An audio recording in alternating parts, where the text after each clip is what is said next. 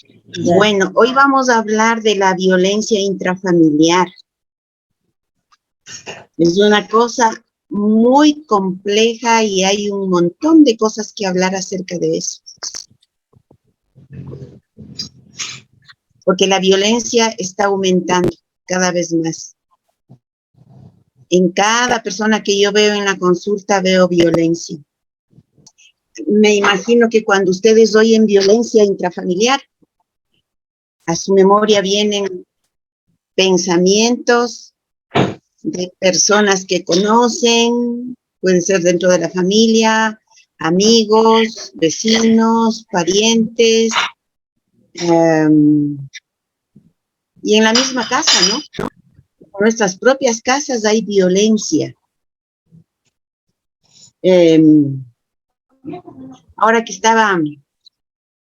recién hace unos minutos que estaba preparando la computadora, me acuerdo de un caso en el que una niña manda un mensaje por el celular. Mi mamá y yo estamos ahorita en un hotel porque nos escapamos de la casa, porque papá quiso matarle a mamá, imagínese. Otra persona, oyendo un caso de violencia, dice, yo también. Y sin embargo, de este segundo caso, es una pareja que frente a los otros es un ejemplo, ¿no? Es una pareja ejemplar. Pareciera que se aman muchísimo, que se respetan muchísimo, pero esa es la apariencia fuera de la casa. Pero puertas adentro, el marido es sumamente violento. Desde el primer día del matrimonio, desde la luna de miel, empezó la violencia verbal. Y después cosas que a veces podían sonar hasta como bromas, ¿no? Es que tú no haces la sopa de fideo como hace mi mamá. Es que tú no tienes la casa limpia como tiene mi mamá la casa. Es que tú no sabes nada. Y a los pocos meses después de eso, los empujones, los apodos, los insultos entre broma y broma, y otras veces el comienzo es tan diferente, el hombre se presenta como un caballero, como un encantador, que le acompaña a todo lado, que no quiere que se vaya sola a ningún lado, porque le ama, porque no quiere que le pase nada. Y cuando ya la relación está más, como se dice comúnmente, ¿no? Cuando ya las orejitas están bien calientitas por las cosas lindas que este marido le dice, ahí sí es más cosa. ¿Por qué hablas tanto con tu familia? Ya sabes que en tu familia no me tienen aprecio. Ya no quiero que hables con tu familia. No quiero que salgas con ellos. Y poquito a poco le sigue dejando sin su entorno social a la mujer. Y cuando se queda sola, ahí sí deja ver sus verdaderas intenciones, los maltratos verbales, los maltratos físicos, los maltratos sexuales, porque aún dentro del matrimonio puede haber maltrato sexual, ¿no? Y estos casos que les estoy poniendo no tienen límites, se presenta en todos los estratos sociales, se presenta en todas las ciudades del mundo, en todos los climas, con todas las profesiones. Para la violencia intrafamiliar no hay límites, no hay límites. En la iglesia, fuera de la iglesia, en familias donde hay abogados, en familias donde hay curas, en todo lado. Entonces, yo les decía al principio, la violencia yo veo que cada vez aumenta más y más. Y de hecho aumentó desde el año 2020, el año de la pandemia, ¿no? Y los casos de de violencia subieron abruptamente porque el encierro facilitó que la violencia se haga más visible, se presentó más fácilmente y entonces subió dramáticamente, subieron en las estadísticas los casos de violencia intrafamiliar. Y ahora en los ejemplos que les he puesto he hablado de la violencia del hombre hacia la mujer, porque es la más frecuente, ¿no? Muchísimo más frecuente. Sin embargo, eso no quiere decir que solamente los hombres ataquen a las mujeres. No, las mujeres también maltratan a los hombres. Hay, yo diría que muchos casos de maltrato de las mujeres hacia los hombres. Sin embargo, si ponemos en comparación en el caso al revés, es mucho menos. Pero eso no quiere decir que no sea importante. También es importante, ¿no? Por eso es que ahora, sobre todo en países más desarrollados, hay movimientos de hombres maltratados que también están protestando contra mujeres que les maltratan, ¿no? Y en nuestro medio también hay, de hecho hay. Yo no sé si hay ya agrupaciones de hombres que están trabajando para hacerse oír ellos también, porque las leyes también son injustas para ellos. También es verdad eso. Pero ahora si es que me oyen el maltrato del esposo hacia la esposa es porque es más frecuente. De ninguna manera estoy negando el maltrato al revés, ¿no? Entonces, la idea es que sepamos cómo actuar. Si es que estamos viviendo en carne propia la violencia, sepamos cómo actuar, sepamos cómo defendernos, sepamos cómo parar eso, sepamos cómo mejorar la calidad de nuestra vida y también cuando nosotros sabemos, estamos en mejor capacidad de al menos escuchar a otras personas, ¿no? Porque lo más grave de la violencia es el silencio que se guarda acerca de eso. Sin darnos cuenta que el silencio ayuda a que se mantenga esa condición y sin darnos cuenta que no es que estamos hablando que eso hace daño solamente a la pareja que vive en el maltrato, no. Se hace daño a los hijos, si es que hay hijos en esa familia, y aunque si no hay hijos, se hace daño al entorno familiar. Y daños muy, pero muy graves, porque si no se trabaja esa condición, se va heredando a las generaciones menores, ¿no? No porque se hereden los genes, no. Heredamos es una forma de decir, pero no porque esté en los genes, sino porque los seres humanos aprendemos lo que vivimos. Y entonces se hereda a los hijos, a los nietos, a los bisnietos, ¿no? Entonces tenemos que aprender a hablar sobre el tema. Y también porque, como otras veces les he dicho a ustedes, si vivimos algún dolor, si vivimos algunas emociones displacenteras, entonces saquémosles provecho. ¿Cómo? Aprendiendo de ellas, ¿no? Tomándoles como oportunidad de crecimiento. Entonces, la idea de hablar de este tema es que aprendamos a responder si es que vivimos de esta condición y también que al menos presentemos oído hacia otras personas. Fíjense, les digo que prestemos oído, que no es lo mismo decir les ayudamos, les aconsejamos, no, no, no, no, porque ayudar de buena voluntad un caso de violencia no es cosa fácil, ¿no? Si nos metemos a hacer eso sin saber podemos salir mal parados, pero con escuchar, con enseñar lo poquito o lo mucho que sepamos ya es bastante. Hay algunos tipos de maltrato, ya medio les dije, el maltrato físico, el maltrato emocional, el maltrato verbal, el maltrato sexual, el maltrato patrimonial. Y es el maltrato patrimonial cuando destruye, una persona destruye los objetos personales, cuando le roba las herencias, cuando cambia los nombres en las escrituras, eso es, ¿no? El maltrato patrimonial. En los colegios y en las escuelas es cuando los chicos arranchan las mochilas de sus compañeros y queman, botan a la basura, les ensucian, les destruyen, porque la mochila con los cuadernos, con los libros, es el patrimonio de los niños, ¿no? Y este tipo de maltrato ya está,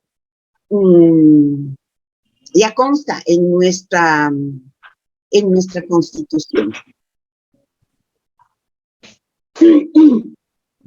Cuando los papás, las mamás no pasan la pensión alimenticia a los hijos, también es maltrato patrimonial. Bueno, es bueno también saber que el maltrato es cíclico. ¿Qué quiere decir cíclico? Que se repite muchas veces en el tiempo. Y el maltrato es un ciclo que tiene 3 componentes. El primer componente se llama la fase en la que crece la tensión. ¿Cómo es esta fase? Es cuando, vamos a suponer, la esposa se anda cuidando. Ay, cuidado, no puedo hacer bulla porque él se puede molestar. Los hijos hicieron alguna travesura. No le conversen a papá. No le conversen a papá, estemos calladitos, porque si él se entera, nos hace la guerra. Si se equivoca en algo, cuidado, no hay que avisarle a él, porque es muy sensible, porque a él no le gusta oír estas cosas, porque prefiero mantener la paz, ¿no? Y entonces ustedes comprenderán que cada evento, por chiquito que sea, va subiendo, subiendo, subiendo la tensión, ¿no? Igualito como sube la lava en los volcanes. Entonces, ya cuando se va llenando el interior del volcán, los vulcanólogos nos dicen, podemos predecir una explosión. Y de hecho, en el ciclo de la violencia sucede eso. Llega a colmarse la medida y puede suceder algo sumamente chiquito y explosiona la violencia. Y entonces ahí se entra en la segunda fase que se llama el maltrato agudo. Entonces pueden ser los insultos, pueden ser los golpes, pueden ser los intentos de incendiar la casa, los intentos de asesinato, y de hecho puede llegar al asesinato. Por eso es que los noticieros en nuestro medio hablan de femicidios con tanta frecuencia. Entonces hemos hablado de las 2 primeras fases. Les repito, primero la fase en la que crece la tensión y en la que la gente anda sobre huevos. Cuidado que no se rompan los huevos, ¿no? Segundo, ocurre la explosión de ira y es esta fase que se llama del maltrato agudo. Y la tercera fase es la fase del remordimiento, que también se llama la fase de luna de miel. ¿Por qué se llama la fase de luna de miel o del remordimiento? Porque después de la golpiza,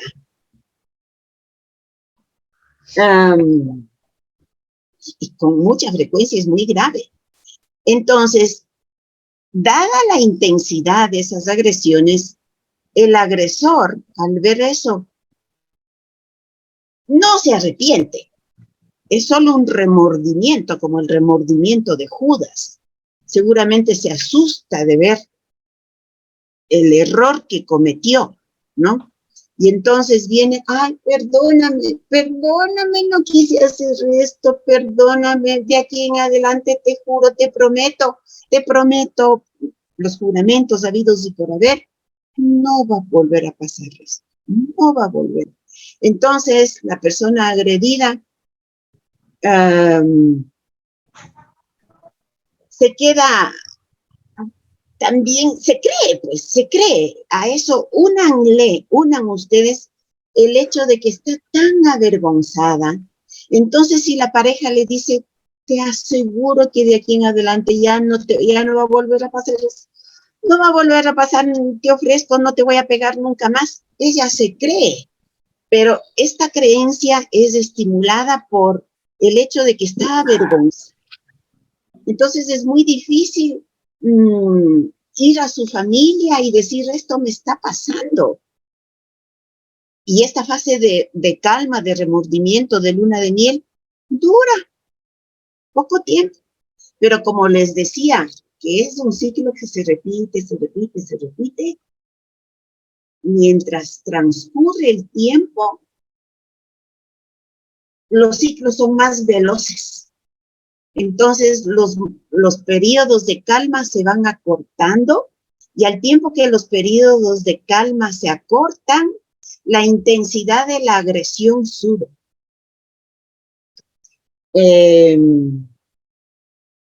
¿Qué tipo de heridas causa? Las heridas que se ven, que está de más decirles, moretones, mordidas, quemaduras, mutilaciones, heridas, pruebas de abuso sexual, un montón de cosas que se ven físicamente. Pero también hay heridas invisibles. Primero, hay heridas físicas que no se ven, ¿no? Porque, repito, la vergüenza hace que la gente esconda lo que está viviendo, por un lado, la vergüenza, y por otro lado, el maltrato sostenido en el tiempo causa un estado de anestesia en las personas. Viven en constante temor, en constante miedo, y se callan. Y llegan a creer, sí, yo tengo la culpa, saben decir, es que yo soy la culpable. Él tiene razón porque yo no debo gritar, porque yo no debo reclamar. Ya le conozco como es y yo soy la que abro la boca de gana. Ese es un efecto de la violencia, ¿no? Y a causa de ese efecto de anestesia que produce, la gente se pone calladita. Y claro, en nuestra cultura hay hay un montón de mitos en cuanto a la violencia, pero uno dice, las mujeres les gusta que les maltraten. ¿Han oído eso? ¿Mm?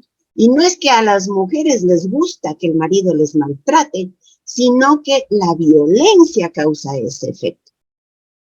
Por eso hay mujeres que se aguantan 25, 30, 35 años emparejadas con un hombre violento. ¿Mm? Entonces, en ese caso también son heridas invisibles. Pero de las heridas invisibles que quiero hablarles es que a las mujeres es como que un aguijón estuviera pinchándoles constantemente. El aguijón de sentirse traicionadas. Otro aguijón, el aguijón de la impotencia. Porque están esclavas, ¿no? El otro aguijón, el del miedo. Y cuando llegan a la consulta, qué duro que es que reconozcan estos sentimientos que viven. Por el mismo efecto anestésico de la violencia. Esas personas necesitan ir donde un profesional. No es que haga de menos la consejería, no es que haga de menos, no hago de ninguna manera. Eso es valioso.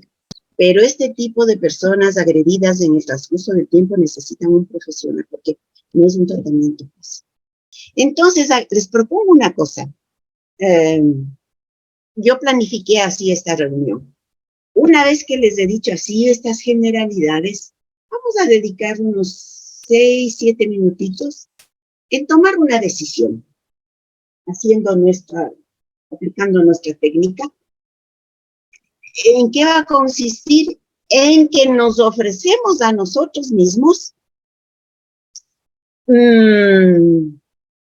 darnos un tiempito para aprender más del tema, por nuestro propio bien, porque les digo que podemos automaltratarnos también.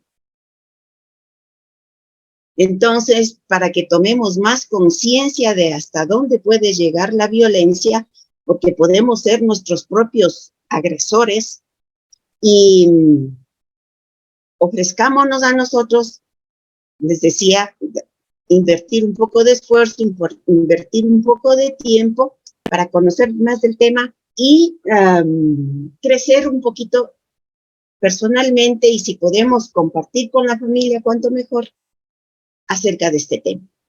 Vamos a respirar unas 2 veces. Inhalamos, retenemos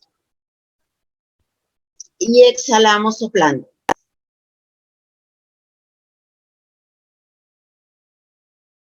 Una segunda vez, inhalamos, retenemos y exhalamos soplando. Ya, vamos. Aunque a veces me siento indiferente ante el tema de la violencia intrafamiliar, yo me amo y me acepto a mí misma. Aunque a veces me siento indiferente ante el tema de la violencia intrafamiliar, escuchando este poquito, parece que es un tema demasiado serio. Y me encantaría, por mi propio bien, aprender un poco de eso. Me amo de todo corazón y deseo para mí lo mejor, y para mi familia también. Aunque a veces me siento indiferente ante el tema de la violencia, me ofrezco a mí mismo, invertir tiempo y atención para aprender acerca de este tema.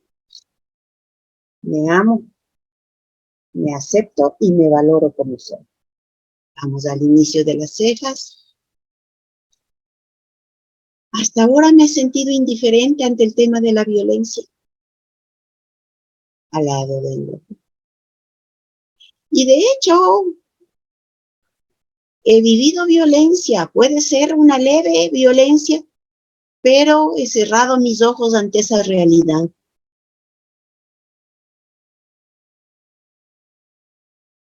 O a lo mejor no quiero verla para no tomar decisiones.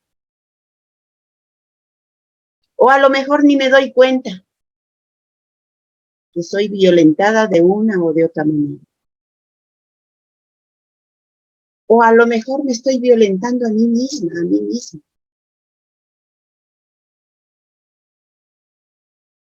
Pero yo digo que siento indiferencia. Manos debajo de los brazos. A lo mejor no quiero ver. Vamos a la cabeza.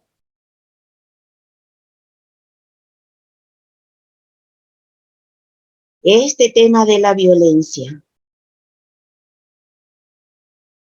Vamos, una segunda vueltita. Con lo poquito que escucho, veo que es un tema de mucha seriedad al lado del ojo. Y me doy cuenta que puede ser de gravedad, no solamente para mi generación abajo del ojo, sino para generaciones que vienen atrás de mí. Y yo deseo lo mejor para mis hijos y para mis nietos y para mis bisnietos, aunque no llegue a conocerlos.